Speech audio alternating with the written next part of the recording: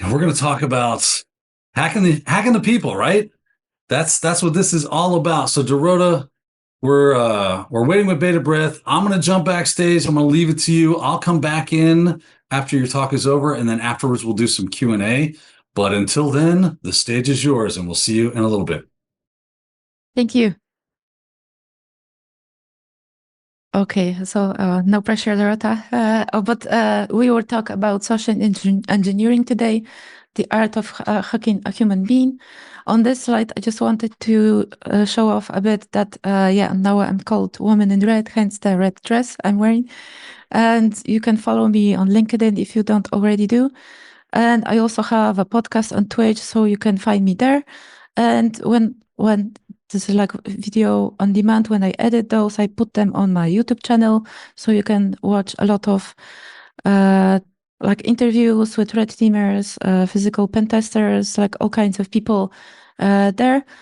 And I put Black Hills logo here because I work there and I'm super proud of that. So this is it. And okay. And I will talk about myself for a moment here. So already shared my socials. So I'm a penetration tester and social engineer at Black Hills. Information security.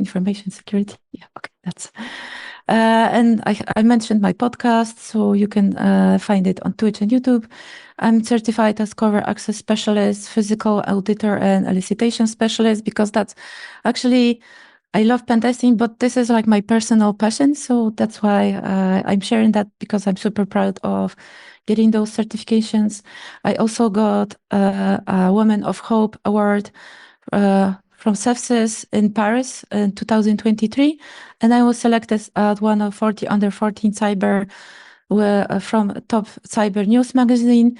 And I used to be terrified of like heights, also of public speaking. So that's why I started my podcast actually.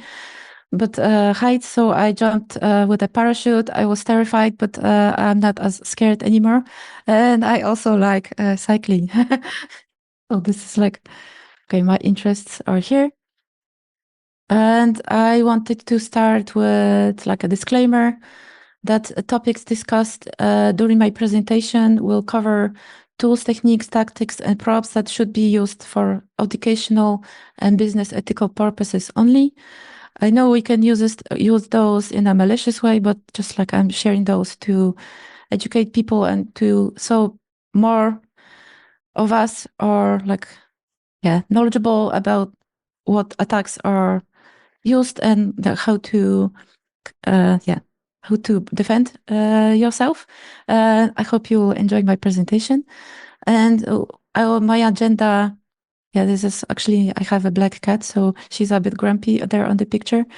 But I will be talking about like what is social engineering, like very shortly, because I'm sure like all of you guys know what that is.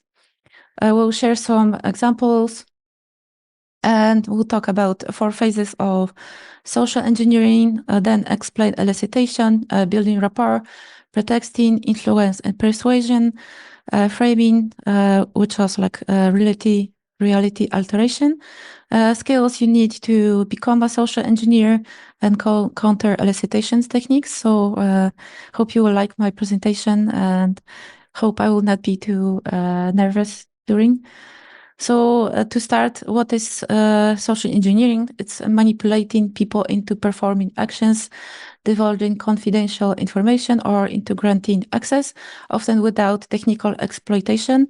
And there are like those techniques are used as social engineering. So we have phishing, spear phishing, whaling. Like I'm sure you know what those are. So I will not go into details with those. Just wanted to like highlight this exists, and this is like pretty well covered in like the news and like articles on the web. And on the left is like a pretty cool picture. I really like that. So components of phishing email. So so that's not like I I wonder like if that's like still a good example, because we have AI and everything like is perfect now. So, but like just to highlight that, we can find it on the web, so what to look for and what to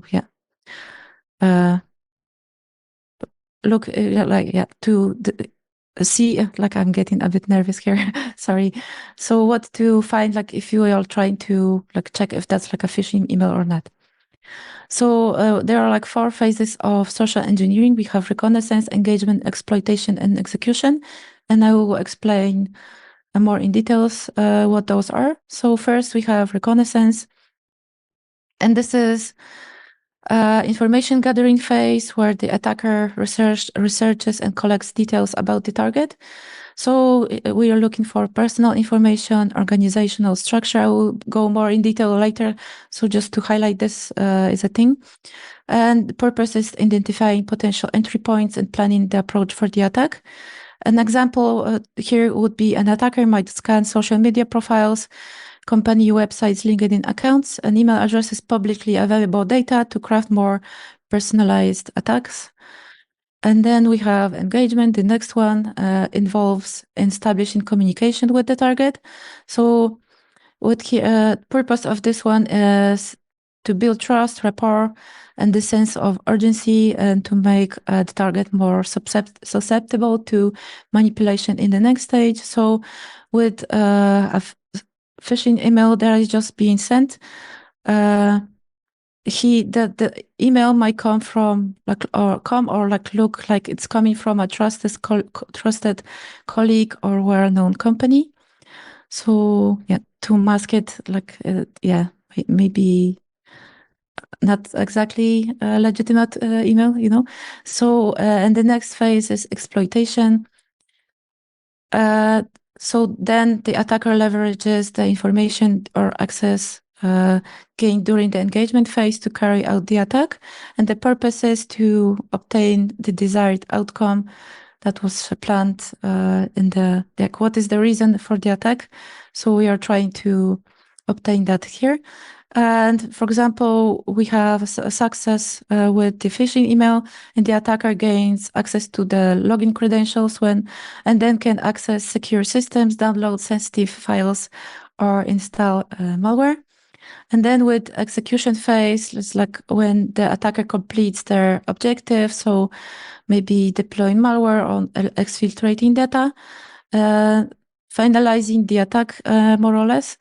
So the example would be here, after obtaining access to the company's network, the attacker might steal sensitive customer data, install ransomware, or create backdoors for future access, like do some bad things there.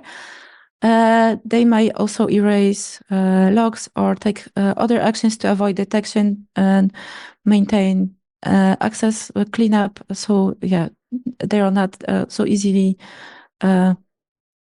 find out. So we have those stages. So I will talk about. My presentation has like a structure for a reason. So I hope you will like the story I'm trying to say here. So now I'm going to share some examples of real attacks, and then use one of the attacks to explain the 4 phases I just explained. And so we have MGM Resorts attack was a breach that happened because of a phishing attack. And then how it happened, so privilege escalations and ransomware deployment inside the MGM's network. The attacker escalated the privileges and deployed ransomware, encrypting approximately 100 SXC hypervisor. I hope I pronounced it well. This led to widespread disruptions, including offline reservation and payment systems, and they pretty much, the MGM Resorts reported a financial loss of approximately 100 million during the attack, disclosed to their third quarter earnings. Okta customers support breach happened because Okta employee used their personal Google account on a company managed laptop. So that's a big no-no, don't do that. And this personal account contains several credentials, including those of a privileged service account used within Okta's customer support. And so the attacker compromised the employee personal Google account, thereby gaining access to their credentials and accesses the Okta's customer support systems. And by extracting tokens, attacker attempts to hijack active sessions and gain unauthorized sessions access to customer environments. Another one, Barbara Corcoran phishing incident. So the scammer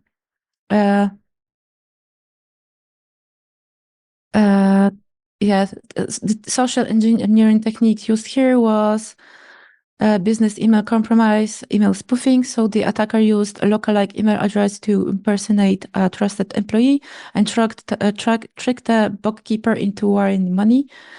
So that was interesting one. And the Cabarrus County hack in 2018 technique used phishing, and the attack tricked an employee into clicking a malicious email attachment, allowing ransomware to infiltrate the network. And I'm going to use this one to explain the 4 stages now. So in the reconnaissance stage, attackers gain information on employees, internal operations, and IT infrastructure, and identified potential targets like employees handling emails and sensitive data, then crafted a phishing email designed to appear trustworthy and legitimate. And then in the engagement stage, the county employee received a phishing email containing a malicious attachment, and that email was crafted to mimic internal communication, tricking the employee into opening the attachment. And in exploitation phase, later, the attacker leverages access gained during the successful phishing campaign to carry out the attack and access the systems. And the execution ransomware was deployed, encrypting government files, and the attackers demanded 1.7 million to restore access. So I hope you understand how like those phases happen and what are like the details of those. And so go more in details how to collect OSINT information and enumerate data, like what checklist could we use, for example. So if we want to enumerate company, then like what is the email syntax, senior executives, what details we can find about the employees there, and the people face actually, but in the company, like peer professionals, who is the professional that works there, what emails maybe they're using, what is the dress code, and do employees have to wear any personal protective equipment, for example.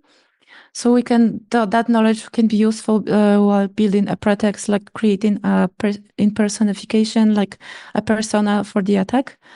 If we, for example, want to use that information for example, a physical pen testing, I'll cover access engagement. And if in the people phase, like we are trying to find out what people are mentioned on the site, the executives, who are they, like maybe the email addresses. We can maybe enumerate those phone numbers. Maybe we can also like look for LinkedIn information, like social media, and find something interesting there. Like people like sometimes share like pictures of their badge, which could be useful to like physical pen testing as well, engagement, to just print it and like use it for the pretext. Okay, so next one is I want you to understand sympathy versus empathy, because I think that's very like important for social engineering. So some sympathy is caring that a person feels bad or is under some form of duress, like after losing a loved one or a pet. But empathy is understanding how people feel, as if you were in their situation. So kind of like stepping into their shoes to like imagine what that feels like, what could they like feel, or how they could react in certain situations. So empathy is uses shared emotions, perspectives, and sympathy, like only explicit how you feel in a certain situation. And they are important for building rapport. So you need to be able to express how you feel and how the victim feels to be able to exert influence and to know when you're going too far. Maybe like if you feel like distress on like someone's face, maybe they're not having a good time, so you're not building positive rapport. So maybe you have to change your strategy and adapt to the situation and maybe totally abort. So that's like a very crucial character trait, I think, to have empathy and like know what that is.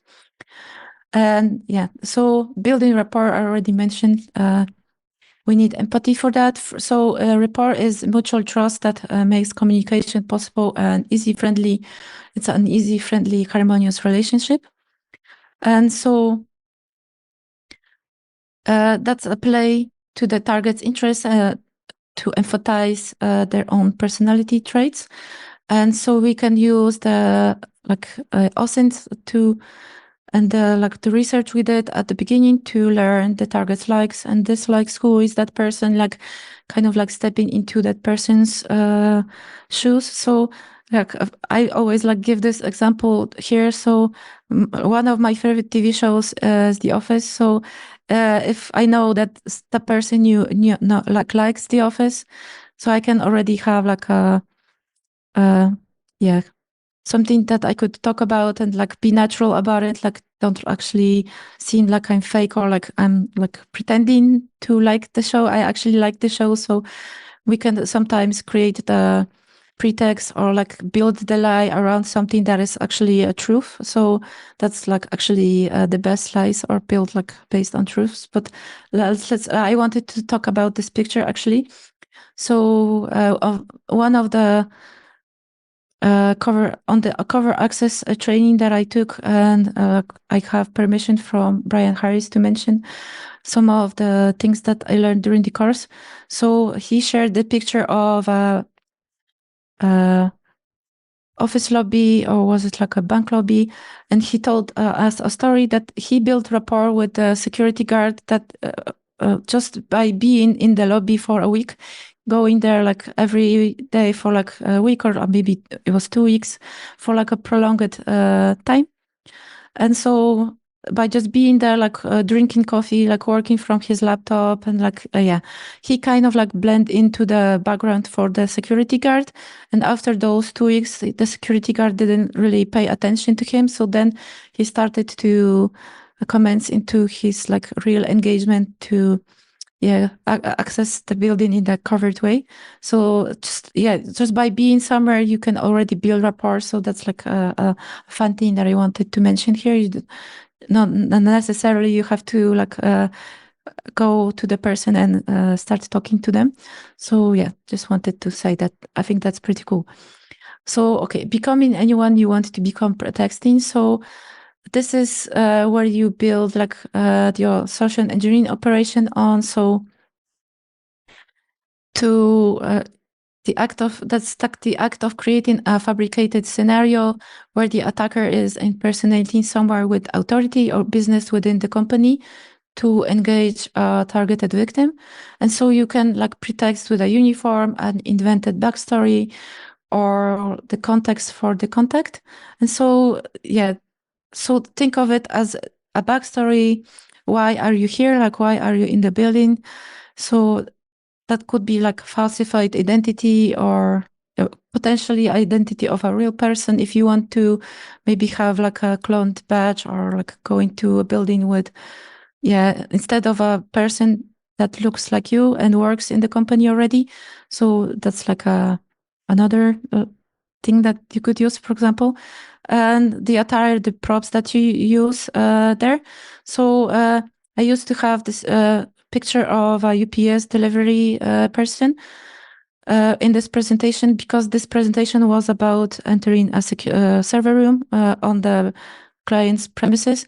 So just wanted to mention that because you have to adjust your persona, the pretext you are creating for yourself to the situation. So if you pose as a UPS delivery person and you want to go into the server room that doesn't adapt, right? So you wouldn't probably meet a delivery person from a different company in the server room. So just create one that makes sense, I guess. So I just wanted to say that because I think it's important.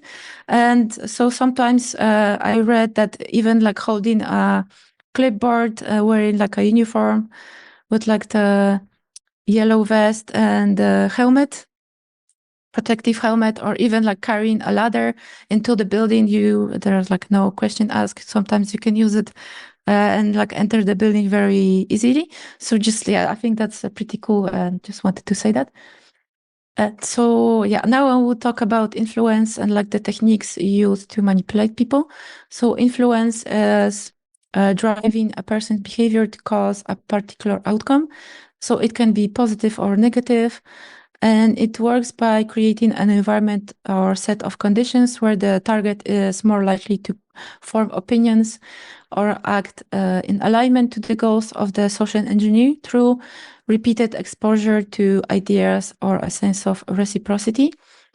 And influence is often a long term, and it can occur over a prolonged period.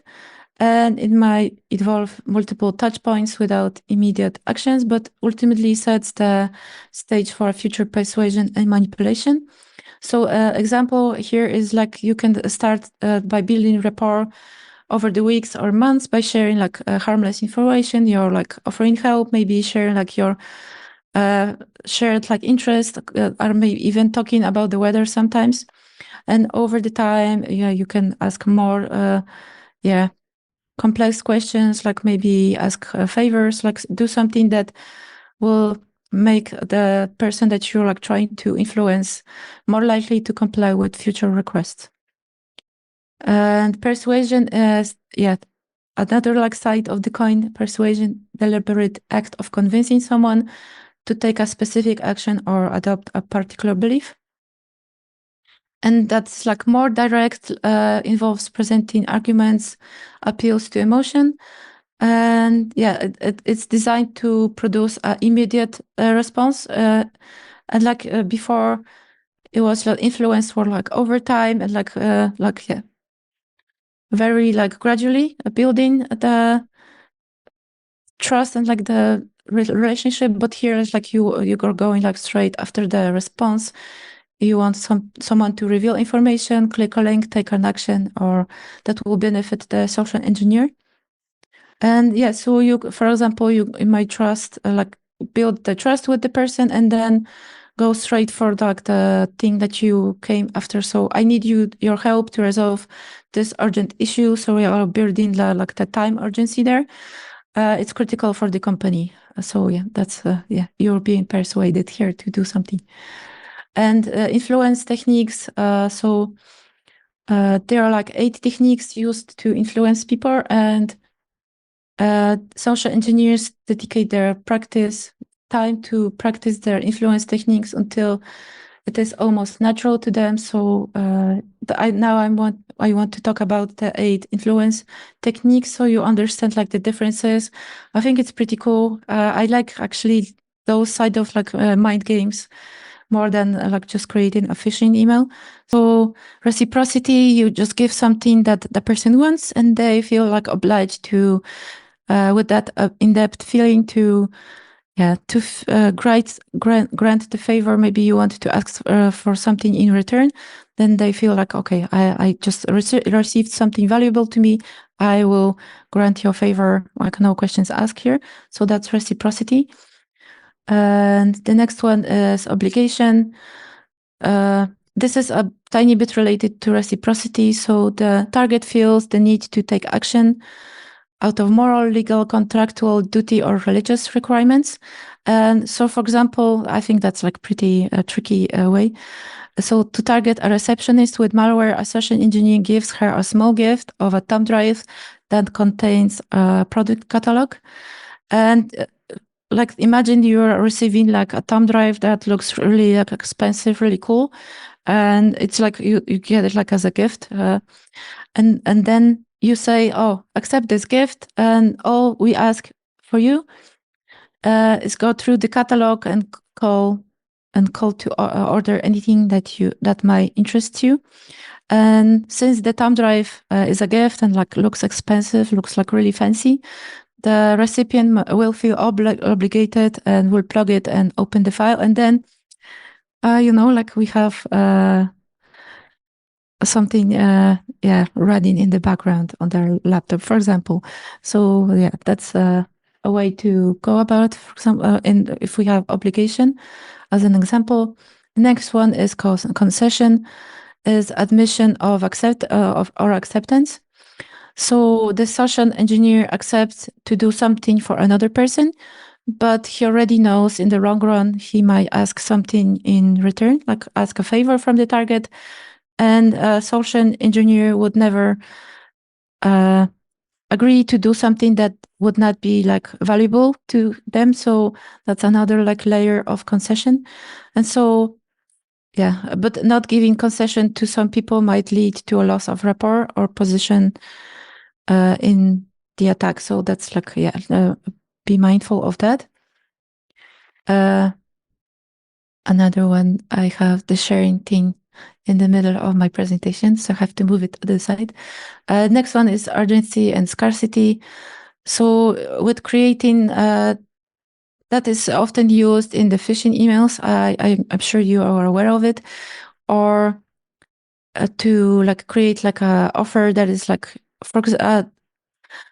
like create the urgency is common manipulation technique that is used to disrupt the decision-making process of a target.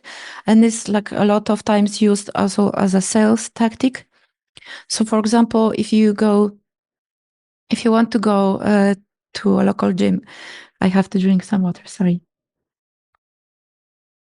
And during the sign-up process, you see like a timer that you have like one-time offer. For example, the offer is 15% off or something like that. It's like very, very like worth going after. And then you see like a timer, like you start filling out the form, and then you see a timer that you have to pay and like order, like finish writing your details in 5 minutes. So you feel, oh God, okay, I only have 5 minutes. I have to go faster. And you feel like, oh, this is like one time offer. This is like really worth it. So you like stop thinking, you just punch the credit card numbers and like you press submit to get it as fast as possible. But then if you just pause and for a moment and like ask yourself, oh, do I really need that? Or like just like keep your cool, then you might notice that the timer will reset, and then it's just like a tactic. It's like, that offer is like ongoing and like nothing like special about it. It's just like what they offer, but just they wanted you to feel like you have monkey brain there for a moment and like not feel clearly and make like a very impulsive purchase. So yeah, that's I think a good way to explain this way, this technique of influence. Next one is authority. So, for example, you can have legal, organizational, or social authority. And so legal one is like, for example, pretexting as law enforcement officers, but don't do it. It's like a big no-no to pose as a policeman.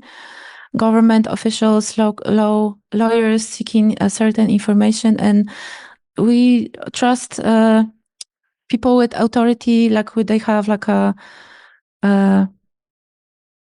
if they are wearing clothes that are like straight away tell us, oh, this is, for example, a policeman. We trust policemen; they are here to protect us. So yeah, we can just like trust the person, although we are not. Yeah, we don't know for certain that they are like really who they claim to be. We just don't like question that. So that's like interesting way to like think about like creating your pretext. Organizational one is when a social engineer may email an employee pretending to be chief information security officer and request, for example, credentials or like a report that is urgent or something like that. So, and then we are like, oh, we don't want to lose our job. We want to do we don't want to do well because they're like asking us in person. Then my chief informational security officer never contacts me in person, and this is special. I have to do good, and we are like feel like we feel like we have to perform there. So that's like another one. And the social one, just by wearing the right clothes, like you can blend in like a social group that you want to maybe manipulate, gain information on one of the persons in the group. So you can maybe have like fake business cards, making you look like more prestigious, like more, or maybe more wealthy that you actually are, like something like that. And then like social engineering manage to get authority fast in groups that they choose to join, because they know how to like change the behavior, change the way they're like behaving. I already said that, sorry. But like the clothes, like how they look, how like the body language, that's all connected. Next one is commitment and consistency. So we aim to commit to seemingly minute tasks, because first, when someone is approaching us, we think to ourselves, okay, three things are happening. We are asking ourselves, oh, will that take a long time? If someone comes to us and asks us a question or asks us a favor, so will that take a long time? Are they a threat? Or is there like something I can gain from this? Like you can ask three things like that, automatically. And then, for example, here a security guard guarding a server room knows that when someone from the IT staff comes, he or she will get into the server room, and therefore, if there is any physical controls, the security guard knows that they must allow the IT staff. And since that is what usually happens, they on the daily basis, for example, or like weekly. So they are used to that situation. So they will already grant access without thinking too much about it. Liking is another one. Like we are all human beings. So that's like very, I think, like a human one. So most people like to be liked, and they return the favor, but just by liking someone. And sales people use that often to encourage people to make a bigger purchase. So they use they're like smiling to you, like they act very friendly, and that's like an interesting one that you can find out if their smile is real by just looking at the person's face, and to look if their eyes are smiling as well, or maybe just like a glued on smile. So maybe if they're only the lips are smiling, that's like fake smile. So we already can think, oh, they want something from us. So that's what I wanted to say. And this is like a funny one a bit, because if you are an attractive person, like a pretty person, then it will always work. So there's kind of like a halo effect, that we tend to like pretty people, physical attractiveness more than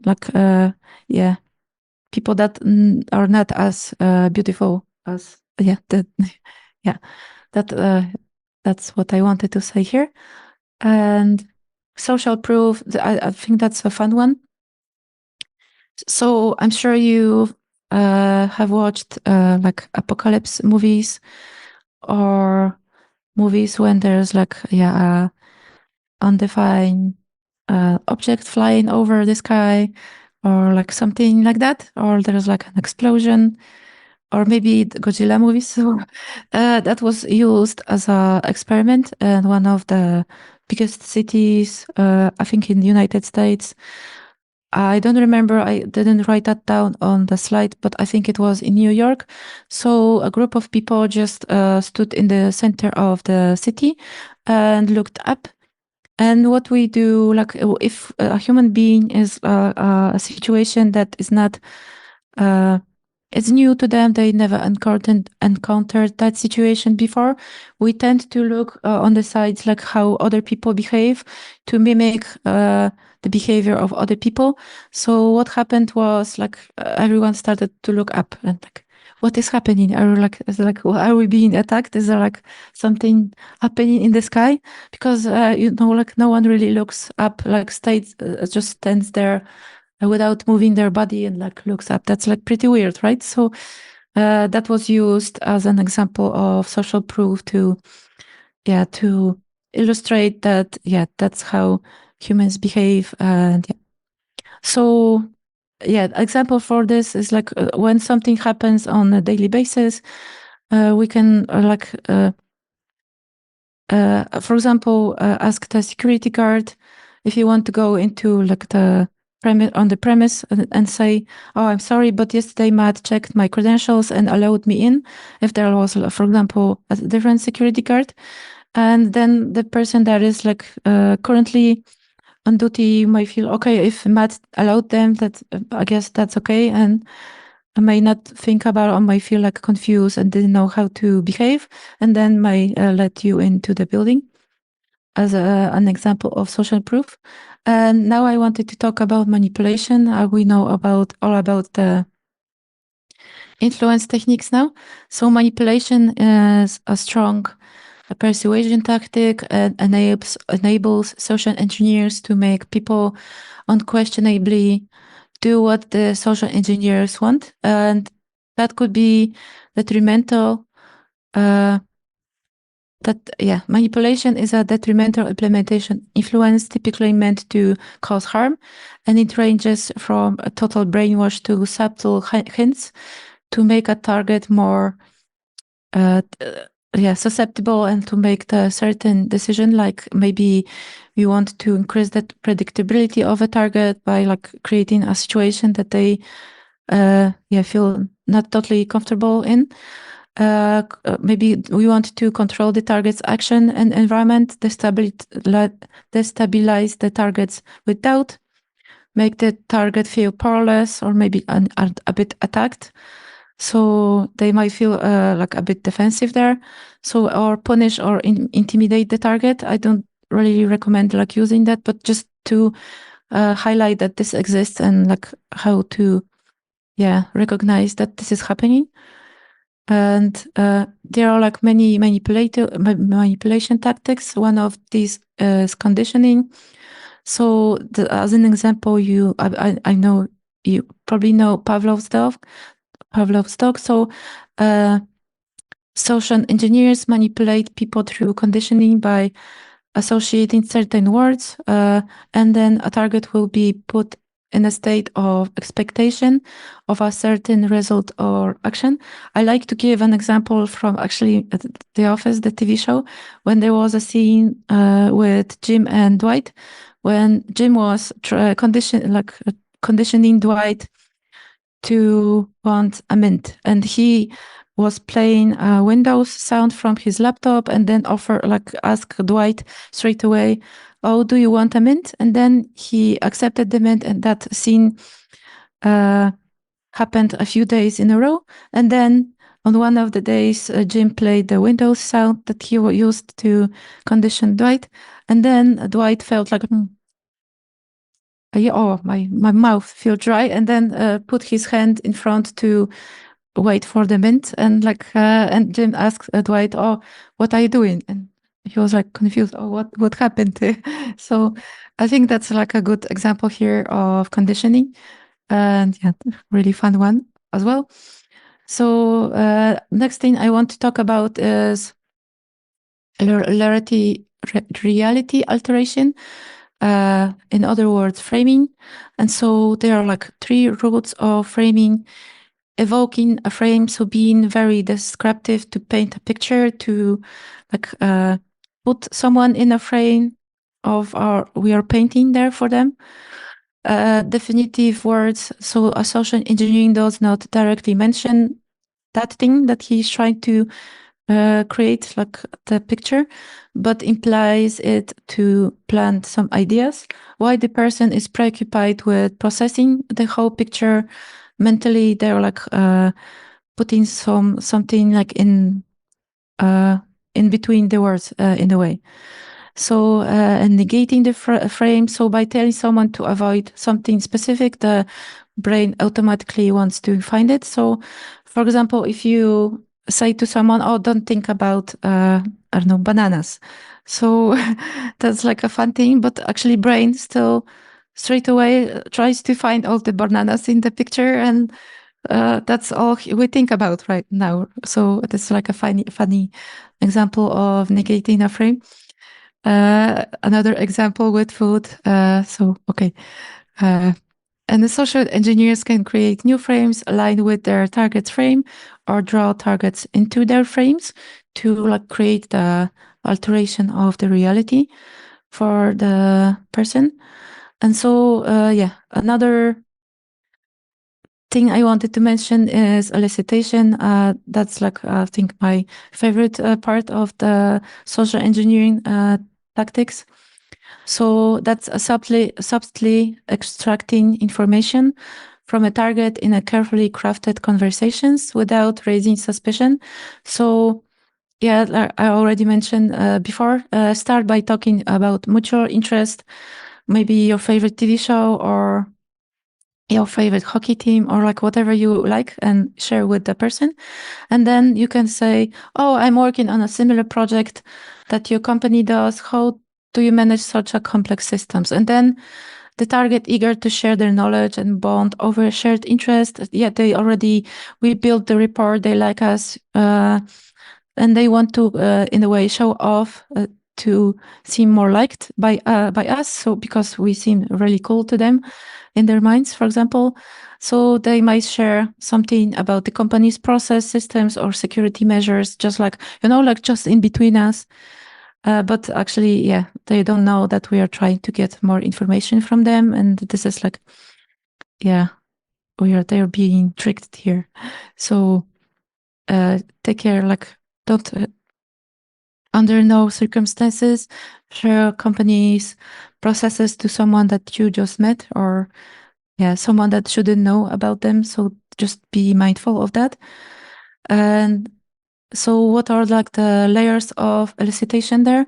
So you don't really directly ask for information, but you guide the conversation through indirect questions, comments, or like leading statements. You use psychological techniques, so flattery, appeals to curiosity, invoking a sense of urgency or shared interest. On my last podcast, actually, I talked about some of the tactics to use during a social engineering engagement with my guest, and he shared like details. Then during the engagement, he noticed that the target shares his watches on social media, and he's like very proud of his collection. So he started to use flattery for his like collection and talk about the watches. Showed him his own watch, and they're like started to interchange details. So you can use that and to like make the person like feel flattered and like forget all about like their like cautious behavior and like share all the information that just want to pull out of them. So just be mindful if someone is like flatters you too much, that maybe not totally straightforward. Okay, and the next one is casual setting. So to lower the target's guard. So for example, you may invite someone to a pub or like go, I don't know, maybe to a park or sit on a bench, talk with someone, or I don't know, something like that. So in a relaxed setting during like, if you're like having coffee in front of you, maybe some nice cake there. So you feel more relaxed, more like prone to share more information. So you are not like, like paying attention to that so much, like as if you were in the office, like your manager is watching you like this, so just be mindful of that too. If someone is too friendly, like too quickly, that could be a red flag. Non-invasive, so often goes unnoticed. So you share the information voluntarily. And incremental disclosure. So we start with harmless topic and then steer the conversation towards more sensitive information, like gradually. And then, know what? What skills do you need to be a successful social engineer, and what to look for to counter elicitation techniques and to defend yourself. And so the character traits, there are like a few that would be useful. So it's important to blend your technical knowledge, physical insight, and interpersonal skills. So psychological insight, so empathy, emotional intelligence, important to understand human emotions, motivations, and vulnerabilities. And that's like how social engineers exploit and manipulate behavior.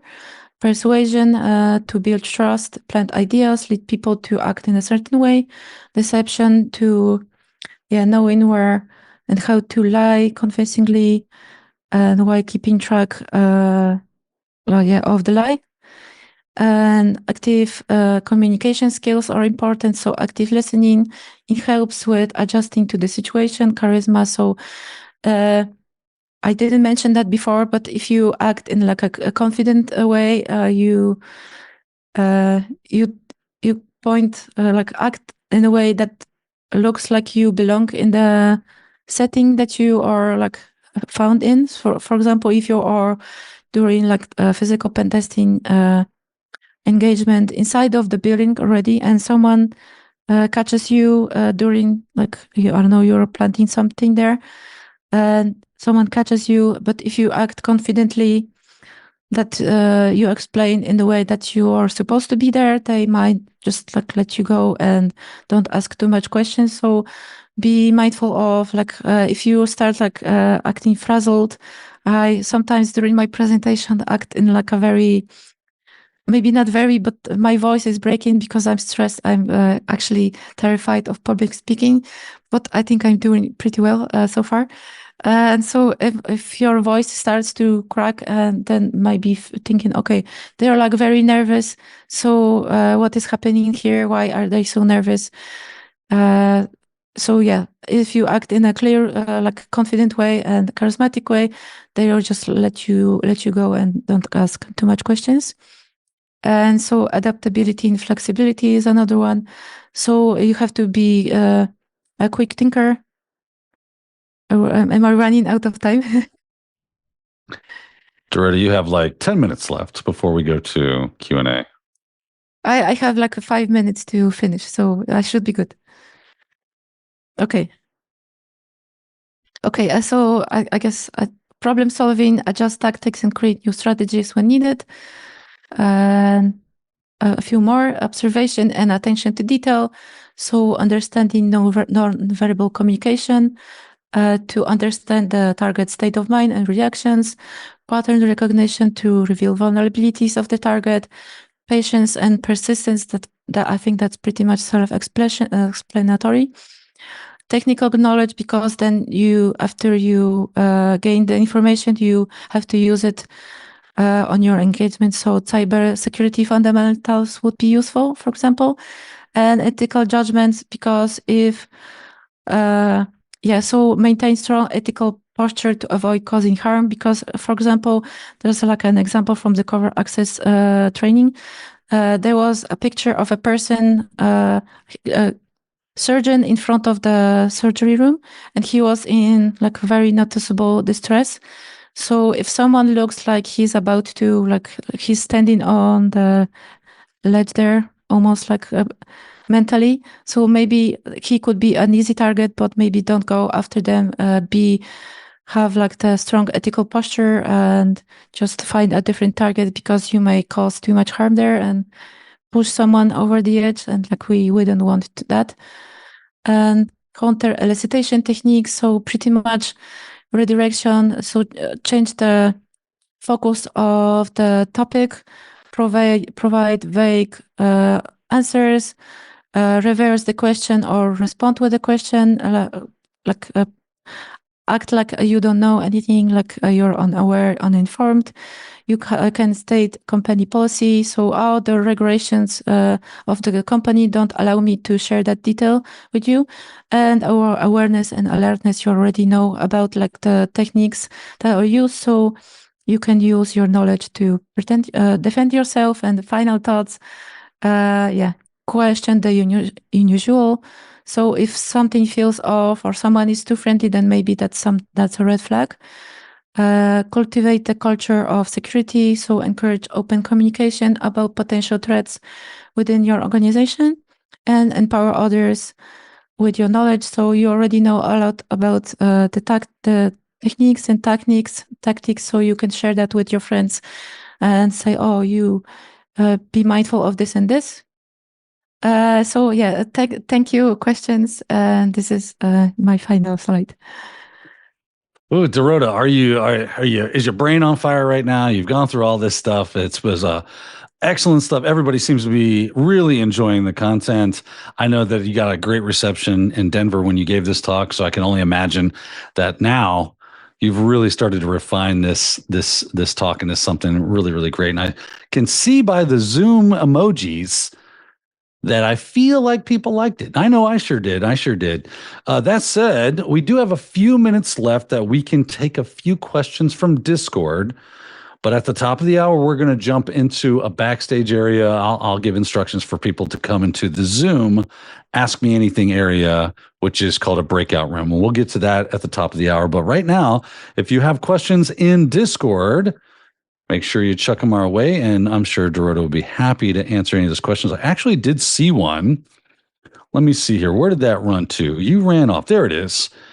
Someone said that they were interested in learning more about the, quote, covert access specialist mentioned in your bio in the intro slide. General overview, if you could.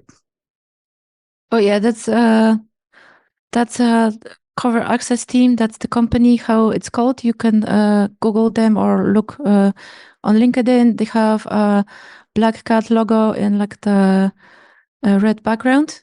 And if you I don't want to like share like this is like a promotion or something, but I actually have understanding with the teacher Brian Harris, because I practically took all of their courses. There's like a new one, a solo, for people that want to do a solo mission and go into like the cover physical pen testing like on their own without the team. So that's a new course. So if you ask me on LinkedIn, for example, in a private message, I can share a promo code and you can get 10% discount for this course. But it's pretty much cover access team and you will find all the courses. Very cool. Very cool. Bluesman is asking, how do you practice social engineering skills? Like, do you practice on your friends or do you have some other method for practicing? Oh, that's a very cool question. Very good one, actually. So, full disclosure, I used to say that I used to be shy, but I think I'm still a bit shy. So, it's not super easy for me to just go on to someone and start talking to them. But if you notice that if you go to like a car dealership, for example, or like a perfume store, or like somewhere where they sell designer clothes, for example, and notice that the salespeople work on commission, so they could be a good target to practice your social engineering. They actually want to talk with you, and you can train on them. I think. Great stuff. Good to know. I always like to try stuff with cashiers and people that work in stores, and just put on a persona and see if I can keep it up to see, is this believable, or do I start getting like a weird feeling like they get that I'm doing something here. If I get that, I know I'm not doing well and I need to try again. Yeah, but actually that's a very cool idea, because you can just pretend that you're someone else. No one has to know your name and your surname, and that's a practice too. So by practicing the lie, that is like very, believable in a way. Yes, I am Abe Froman. Thank you, Sklink. Because he said, pretend to be the hot dog king of Chicago. That's very good stuff. That is mean on cashiers. They don't have a life. Oh, no. It's more like just to see because it's a random person you probably will run into throughout the day. I'll bump into random cashiers. I go to the gas station and I'm paying, and I'm I'll pretend to be some Scottish person or Australian or German or something and come up with a whole persona and see if I can sell them on it, because they don't know me and there's no connection there. So I can walk away from it and they're just like, that was weird, or that was an interesting person. So I always found it to be really good. You have to do it on the spot. You don't know anything about them, and you're trying to make them believe this thing that you've created and see how well you do. So yeah, that's a good practice, I think. let's see. Ched is asking, what was your hardest engagement or silliest time that you got caught? So yeah, like full disclosure, like physical one, and only went on one during actually the training I mentioned. So I'm still talking about the training, but it's like a very cool one because it lasts for a week, and then you play with all the tools. So you use the underdoor tool and like all the, like, I don't know, you break through all the logs and like you do everything pretty much. So on that engagement, I was performing the out attack on the camera. So I managed to turn it off, so there was no feed from the room. And then, which is like an interesting, fun fact. So during the training, I couldn't figure out how to open the safe, how to lockpick it. And then I asked them, okay, so I did the out attack and I'm pretty stressed out right now. The adrenaline is running high. So could I maybe try one more time before the end to try to lockpick the safe? And I actually opened it like 3 seconds. So that was like, that was one. It's not like anyone caught me, but just wanted to share a fun fact there. But like how to behave if someone catches you is you just like, you just act as you were supposed to be there.